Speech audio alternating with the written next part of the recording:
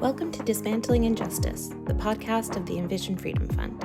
I'm Julie Mente, Envision's Communications Manager, filling in as host for our Executive Director, Carl Hammond-Lipscomb. The inhumanity of immigration detention is happening right here in New York. Immigrants are being held in county jails where they're forced to contend with inadequate medical and mental health care, racism, inedible food, indignity, and abuse. Not to mention retaliatory behavior from jail officials, including isolation or even transfers. And this is happening right in our own backyard at the Orange County Correctional Facility in Goshen, New York, a mere 90-minute drive from New York City. Samah Sisay, a staff attorney at the Center for Constitutional Rights, specializes in international human rights and challenging inhumane immigration policies and abusive police practices. Samah joins us on Dismantling Injustice to talk about what's happening in Orange County, how detained immigrants are organizing and advocating for themselves, and how New York can once and for all get out of the business of immigration detention. Stay tuned for a great conversation, and we'll be right back with attorney Samah Sisay. Over the last 8 years, Envision Freedom Fund has paid more than $14 million to free close to 6,000 individuals from pretrial jailing or immigration detention. Thank you to all of our donors who help us to pay the too high price for freedom. We know that paying bond will never be enough on its own to end the humanitarian crisis of incarceration and the surveillance of Black, Brown, and immigrant communities. That's why we also fight to dismantle the systems that harm our communities in the first place. If this sounds like the transformative change that you believe in, you can join us. Visit our website, envisionfreedom.org, or click the link right on our Spotify profile to donate to Envision Freedom Fund. Because freedom for all people will take all of us.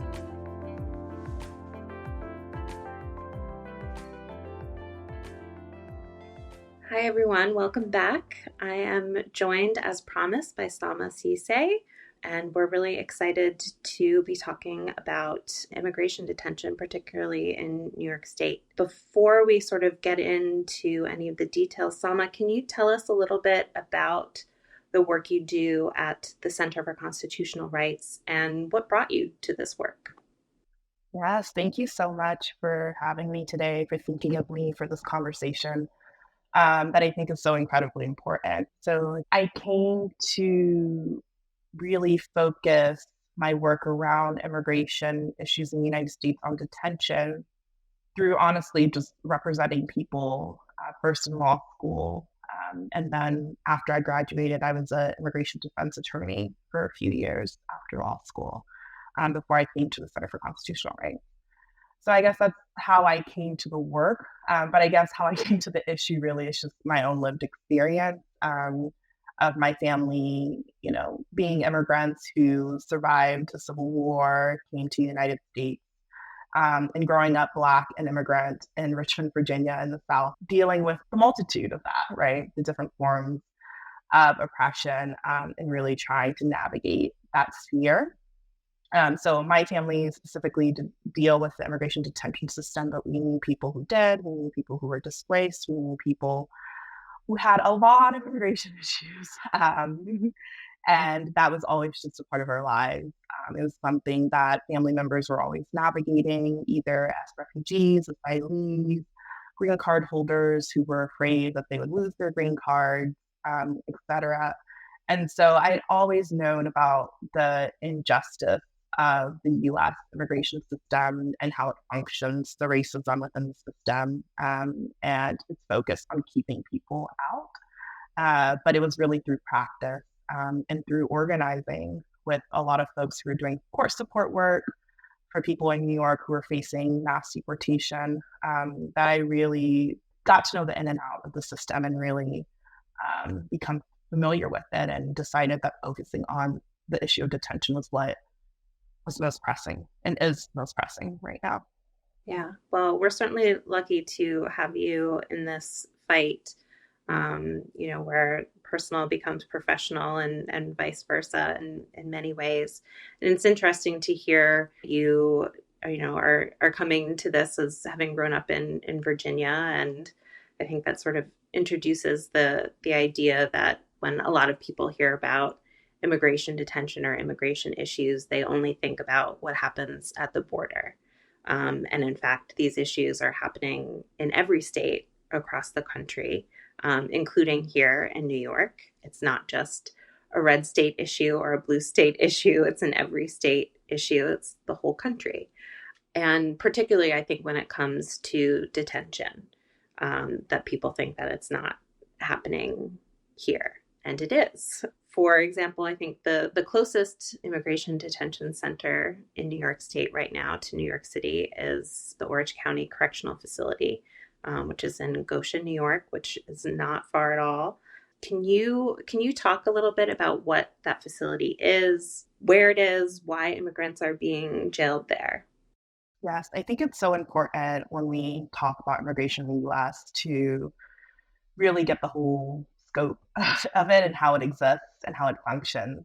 And so, yes, I think it's very important to focus on the border and all of the abuses that occur there daily. But as you were saying, these issues happen all across the country, right? And so here in New York, people oftentimes are surprised when I say there are detention centers, or as I call them, immigration jails in New York State. And that's partially because the state actually did take action to get rid of for-profit immigration facilities a few years ago.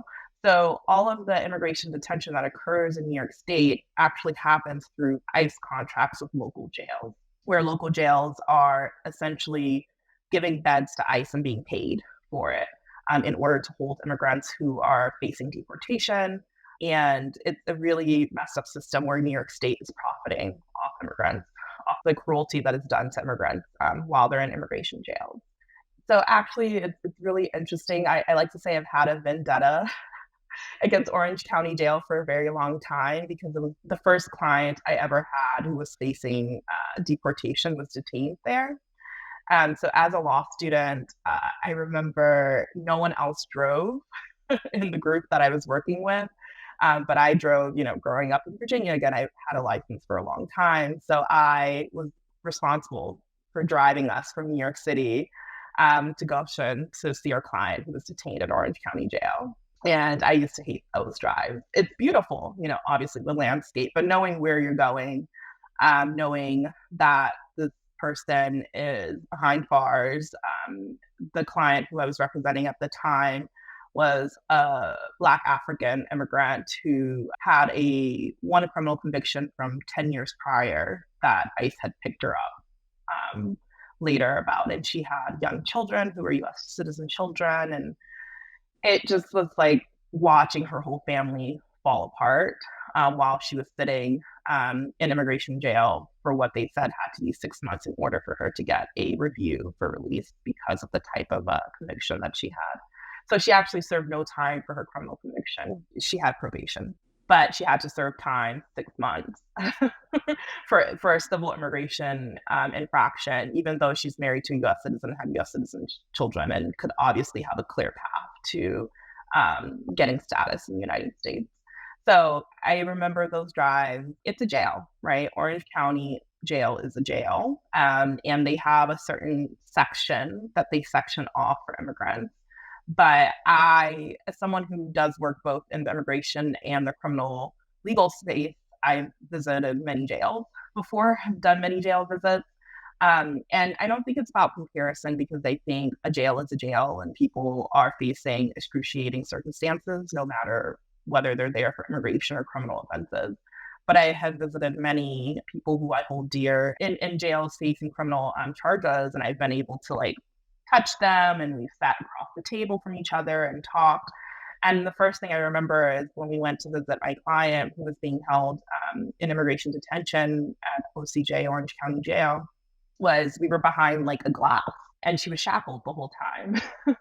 And it was just very dehumanizing experience. So dehumanizing that for the whole 6 months, she wouldn't allow her children to come visit her because they couldn't touch her or anything like that.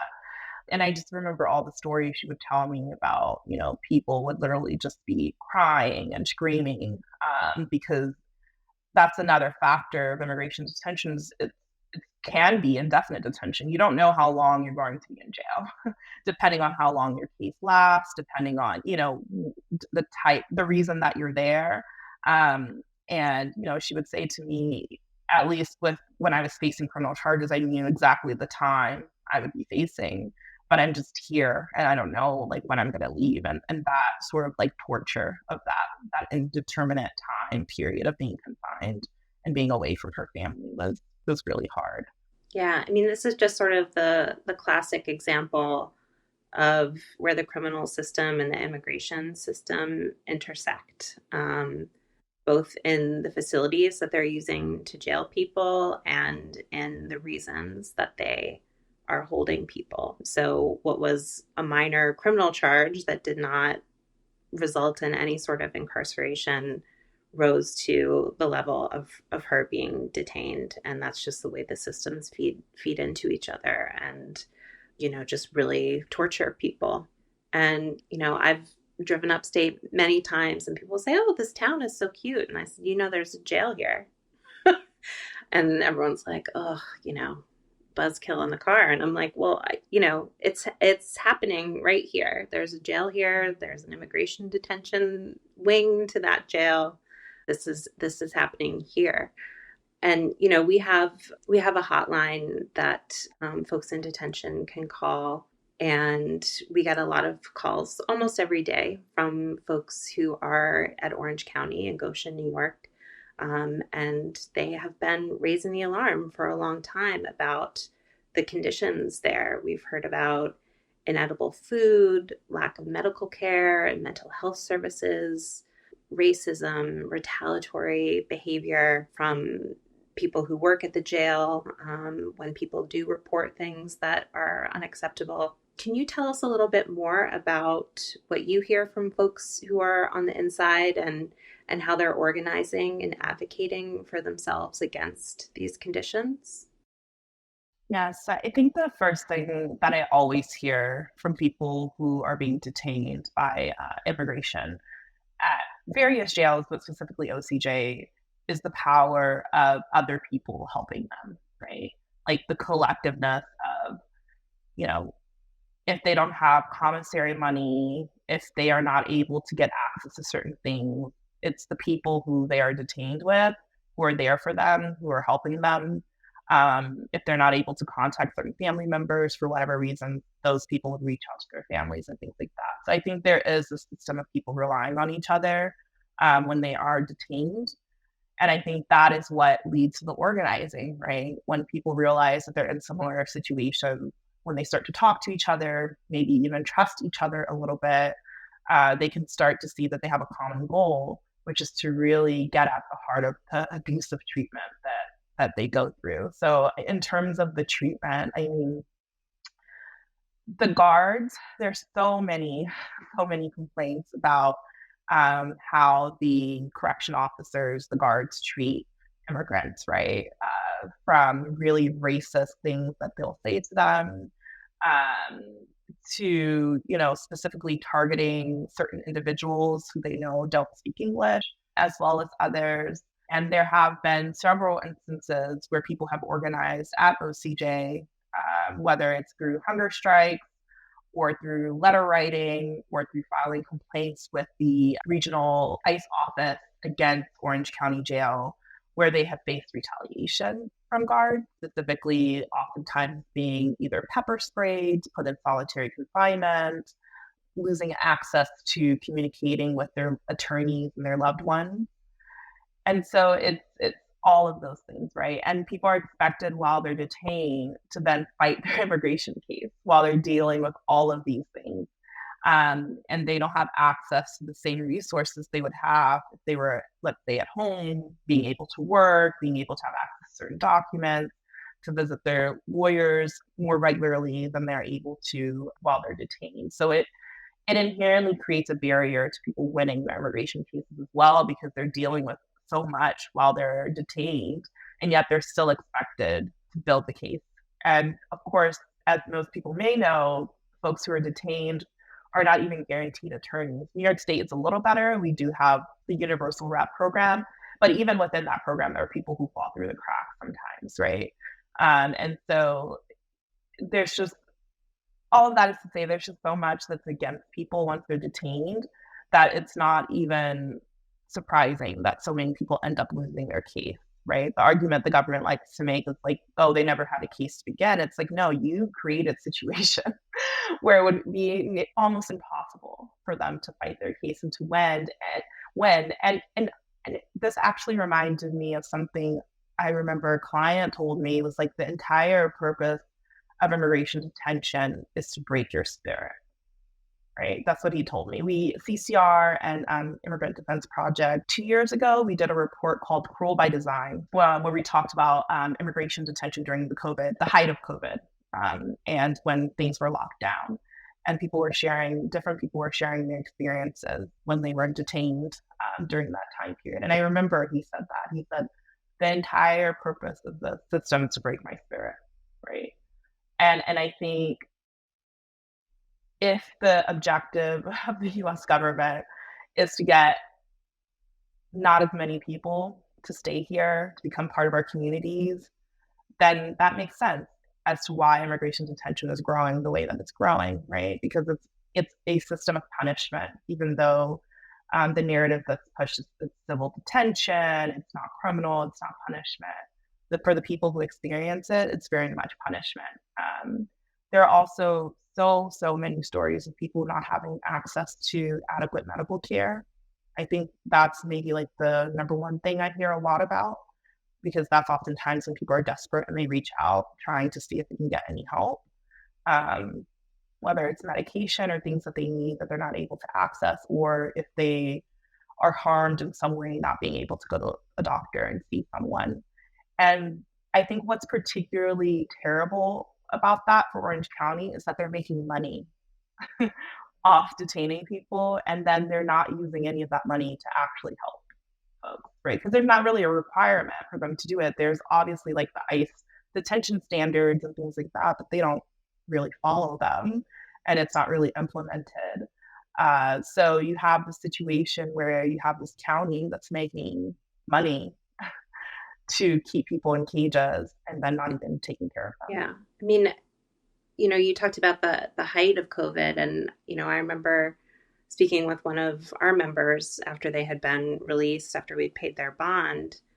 Once a vaccine was available, their experience of getting the vaccine while in detention required them to spend the entire day in shackles because the vaccines were not being given at Orange County. They were being given someplace else. And as a result, they spent the entire day in shackles waiting for their turn to get this shot to help save their life in conditions where they were much more likely to get sick. So yeah, I mean, it is almost as if by design the system is set up to make people suffer. So when we hear about folks who are speaking up, who are going on hunger strike, on top of everything else that they're experiencing personally or with their families, they're doing so at great personal risk. You mentioned retaliatory behavior from the guards who may single out people who they know to have spoken out. The Center for Constitutional Rights and the New York Civil Liberties Union and Bronx Defenders filed a federal lawsuit against Orange County, ICE, and the jail county officials on behalf of immigrants who have been detained there. Can you tell us a little bit more about what that lawsuit is about, where it stands? So CCR, Bronx Defenders, and the New York Civil Liberties Union did sue Orange County Jail. We filed the lawsuit in April of this year, and it talks about things that happened starting in 2021. So, individuals at Orange County Jail have been for a long time talking about the horrible conditions at the jail. But in 2021, there were mass protests, partially related to COVID, but partially related to just conditions generally in terms of food, and then also treatment from specific guards. And so there were sustained protests, hunger strikes, engagement with city council members, other elected officials, letter writing, a civil rights and civil liberties complaint that individuals submitted around mistreatment related to both inability to access medical care and then all the other abuses that I talked about, including retaliation for hunger striking.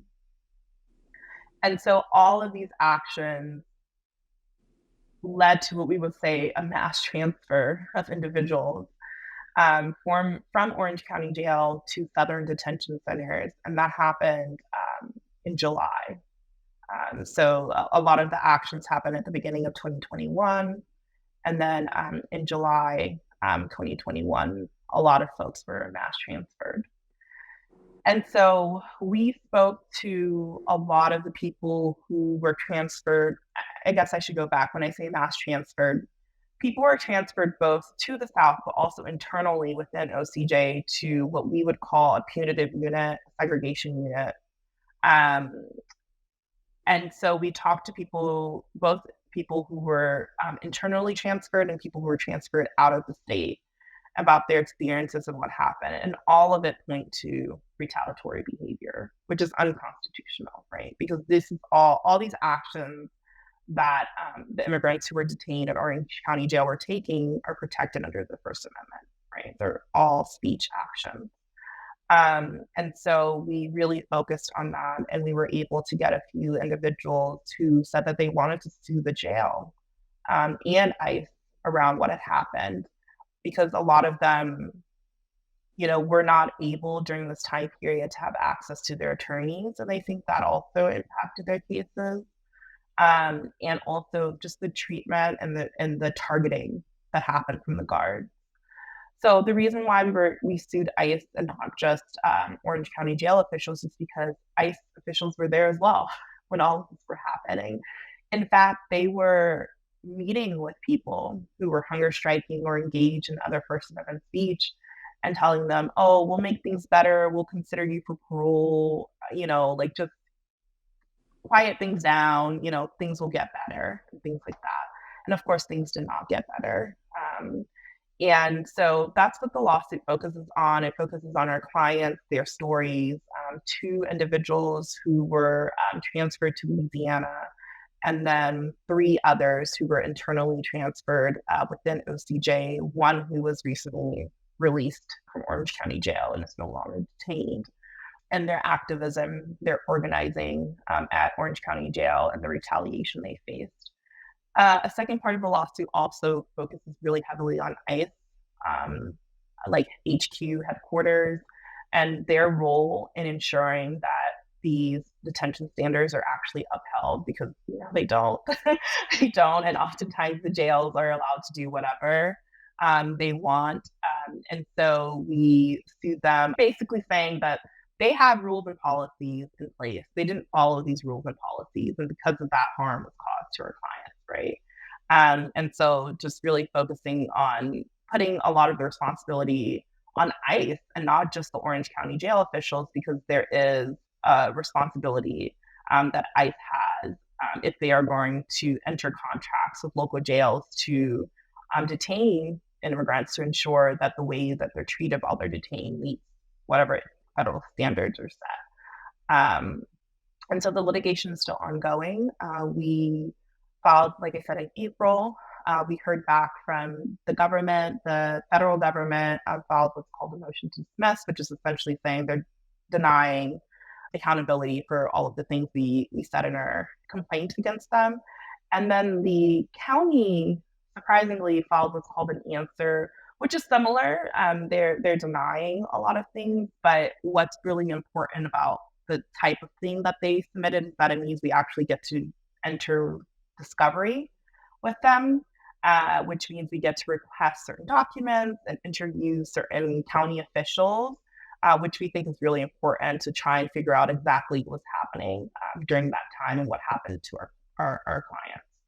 Another really important part of this case is that while CCR, NYCLU, and Bronx Defenders are legal organizations who brought this litigation, we did it in partnership with a growing movement here in New York to end immigration detention. So there is a coalition of folks who have presented a legislation called Dignity Not Detention at to the state legislature, and it's pending.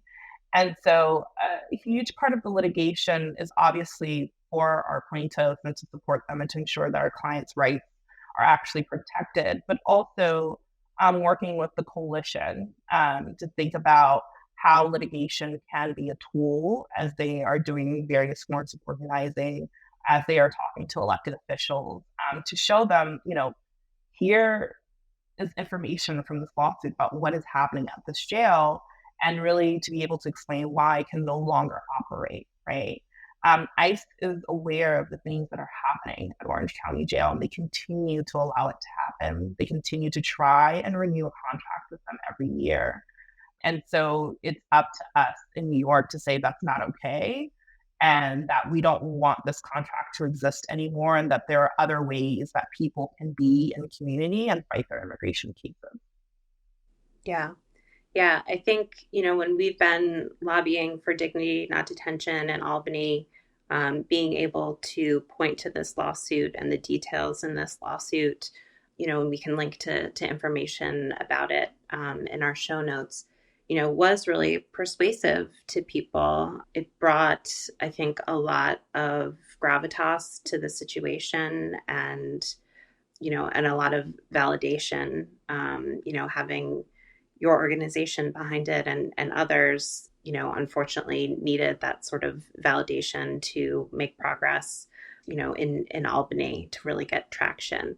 It's unfortunate that it's not enough just for folks to say, this is happening to me. This is happening to my neighbors. This can't continue. The fact that we even have to bring it as a lawsuit is shocking and disappointing, but it really is advancing the Dignity Not Detention movement.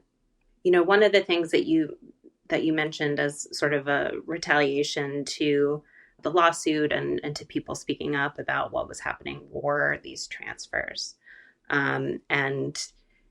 I think one of the things that we always try to make sure that we're emphasizing when we're talking about wanting to end immigration detention in New York State and ending our contracts with ICE for county jail detention is that we don't want people to be transferred. We understand that to be continuing the harm, worsening the harm, a retaliatory behavior, and that what we really need is for people to be released so that they can build their case and address their case and be in community and be with their families. Can you talk a little bit about, how ICE uses transfers to sort of get around this or as a threat? Yeah, so thank you for bringing up transfers because I think it's so important. I think oftentimes people use transfers as a mechanism of fear to push back against any efforts to either close immigration jails or to end contracts. And the reality is that ICE always transfers people, whether or not there is a fight to close the immigration detention center or to end a contract or, transfer is a tool that ICE uses all the time, and they have immense discretion to use that tool.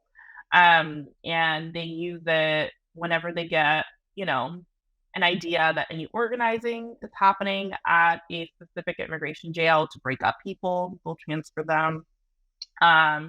If they don't want to deal with someone's medical issues, they'll transfer them. They can find any reason possible to transfer people. It's a tool that they have always used, even before the growing movement to close immigration jails and to end contracts. And really what we're seeing now with these fights is they are really using it as a form of retaliation.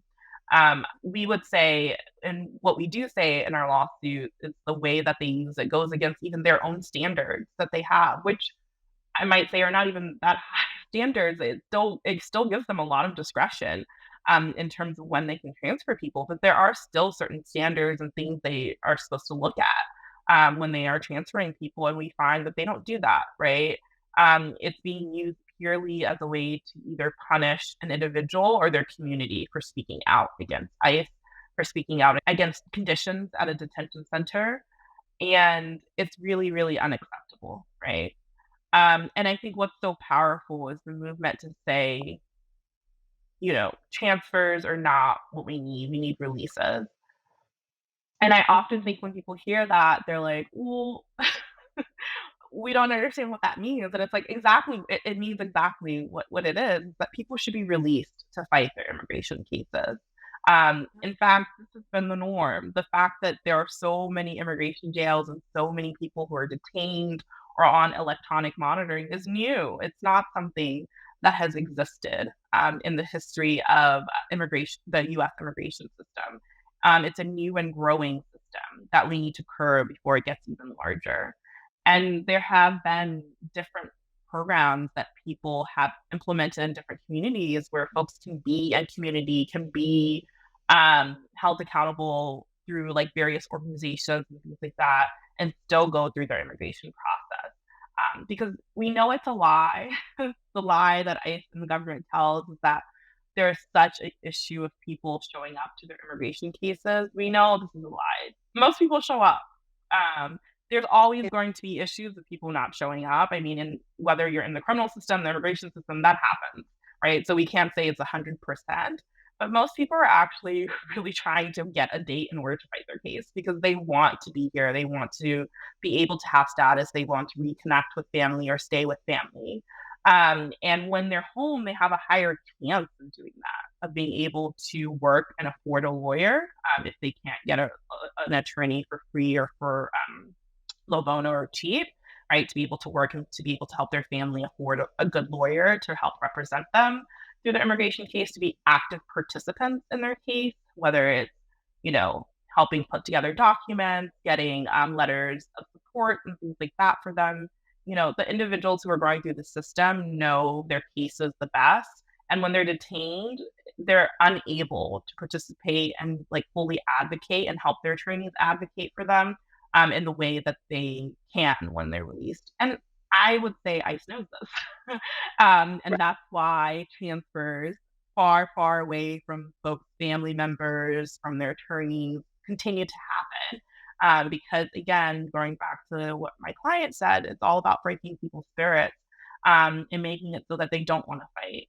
So they don't organize on the inside, so that they don't speak out against the system and they instead just give up. And are deported or kept away from the people that they love here in the United States. And that's completely unacceptable. And that's why we really wanted to make sure when we brought the litigation, even though we're talking about retaliation for First Amendment speech, we really wanted to get at transfers because it's a huge issue.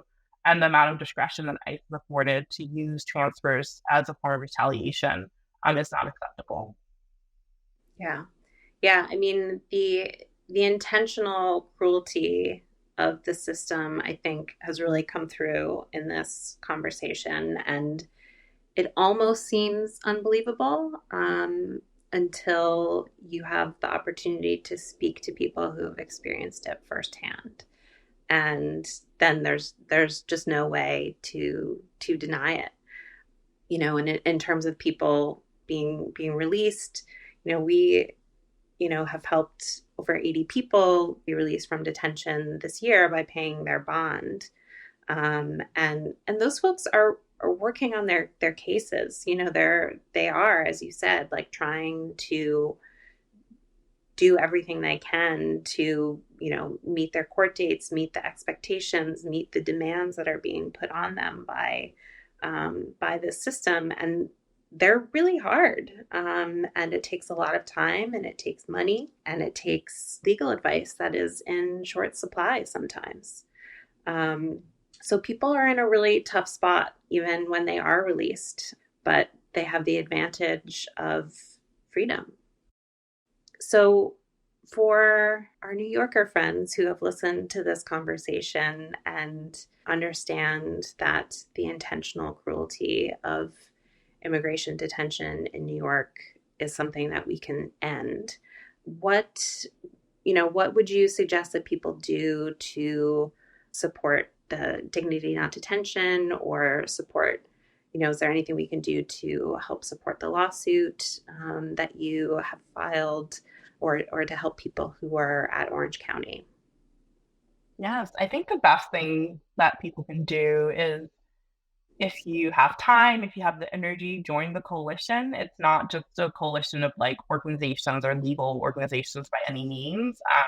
Individuals can also join and be part of the effort, to go to Albany, to talk to different elected officials about why the Dignity Not Detention Act needs to be passed to get rid ICE contracts, essentially, with local New York jails. And another way that people can help is there is a commissary fund, a fundraiser that we have to provide money to people who are detained, because unfortunately, like I said, in terms of food and their basic necessities are not being met. And so people have to pay to have those needs met. And so as people doing this work, we think the least that we can do is support immigrants who are in these immigration jails, and let them know that we're with them, we support them, and not allow ICE in New York State to disappear them, because that's the entire dehumanizing part of detention. Is it's a form of disappearance. It's why jails are in the locations that they are.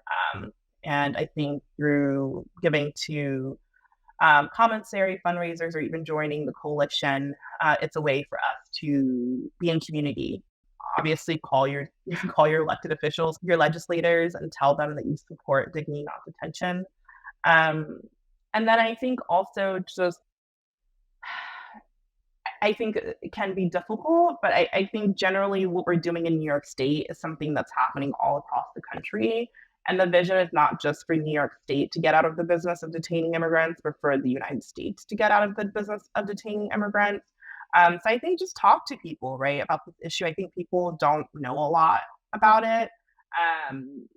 There is a huge focus on the border, but just letting people know that regardless of where you live, if you look not too far, there's probably a jail or immigration detention center close by. And have those discussions with people to really try and figure out if this is something that you want your city or your county or your town to really be engaged in, and start your own fight outside of what's happening in New York. Yeah, I think that's the perfect place to end. And there's a lot of different ways that people can get involved, from providing personal comfort and solidarity to people by supporting Commissary Fund, to paying attention to what's happening in your own community, and certainly speaking to your elected representatives to make sure that they understand that New York doesn't need to be in business with ICE. So thank you so much, Samah, for joining us, and for helping us to share with our listeners what's happening here in New York, and how folks can get involved to end detention here.